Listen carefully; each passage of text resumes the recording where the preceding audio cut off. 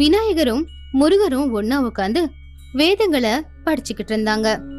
அன்னை பார்வதியோ சிவனுடைய பாதத்துக்கிட்ட உக்காந்துக்கிட்டு அவருக்கு சேவைகளை செஞ்சுக்கிட்டு இருந்தாங்க. அப்போ சிவன் ஆழ்ந்த தியானத்துல இருந்தாரு. முருகா, நான் படிச்சு படிச்சு ரொம்ப சோர்வாயிட்டேன். கொஞ்ச நேரம் விளையாடணும் போல இருக்கு. கொஞ்ச நேரம் விளையாடுனா மனசுக்கு புத்துணர்ச்சியா இருக்கும். அதுக்கப்புறம் நல்லா படிக்கலாம். ஆமா அண்ணன், நீங்க சொல்றது கூட உண்மைதான். வாங்க இப்ப போய் ஏதாவது விளையாடலாம். அப்படி விநாயகரும் முருகரும் சேர்ந்து வேத புத்தகத்தை ஓரமா வச்சுட்டு விளையாடுறதுக்காக கிளம்புனாங்க. முருகா, நான் உன் கண்ணை கட்டி விடுறேன். அதுக்கப்புறமா நான் விதவிதமான சப்தங்களை எழுப்புவேன்.